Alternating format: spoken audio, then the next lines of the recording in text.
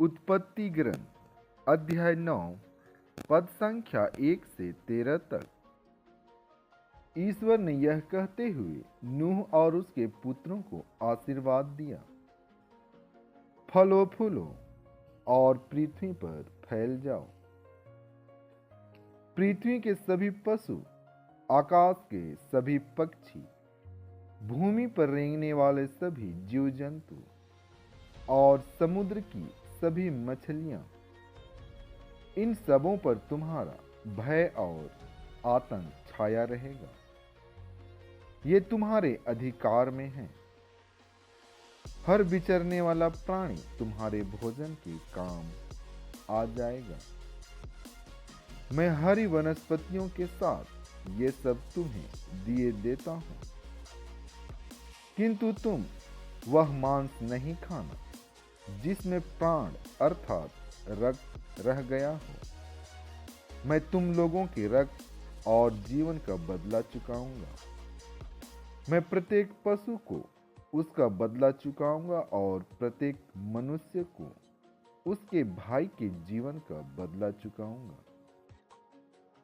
जो मनुष्य रक्त बहाता है, उसी का रक्त भी मनुष्य द्वारा बहाया जाएगा, क्योंकि ईश्वर ने मनुष्य को अपना प्रतिरूप बनाया है। तुम लोग फलो फूलो, पृथ्वी पर फैल जाओ और उसे अपने अधिकार में कर लो।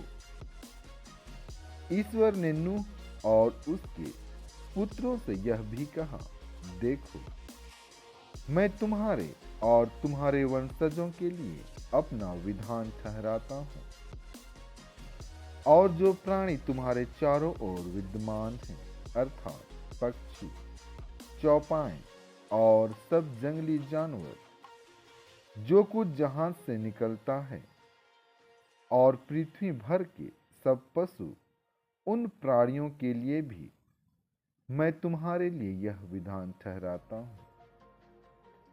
कोई भी प्राणी जल प्रलय से फिर नष्ट नहीं होगा, और फिर कभी कोई जल प्रलय पृथ्वी को उजाड़ नहीं बनाएगा। ईश्वर ने यह भी कहा, मैं तुम्हारे लिए, तुम्हारे साथ रहने वाले सभी प्राणियों के लिए और आने वाली पीढ़ियों के लिए जो विधान ठहराता हूं, उसका चिन्ह यह होगा, मैं बादलों के बीच अपना इंद्रधनुष रख देता हूं। वह पृथ्वी के लिए ठहराए हुए मेरे विधान का चिन्ह होगा।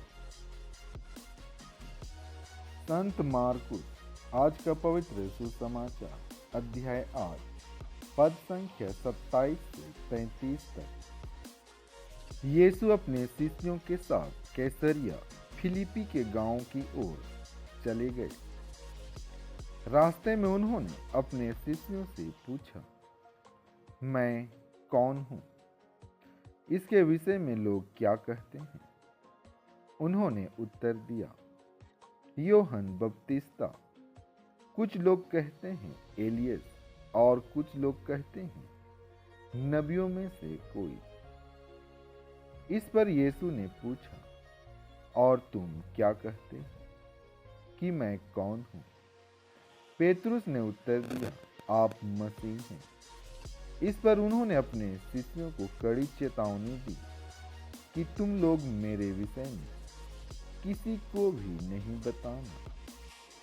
उस समय से यीशु अपने शिष्यों को स्पष्ट शब्दों में यह समझाने लगे कि मानव पुत्र को बहुत दुख उठाना होगा, नेताओं, महायाजकों और शास्त्रियों द्वारा ठुकराया जाना, मार डाला जाना और 3 दिन के बाद जी उठना होगा।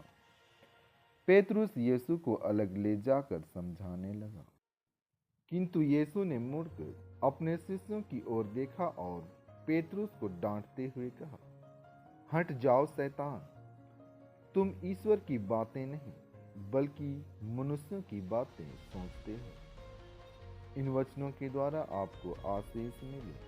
आमीन।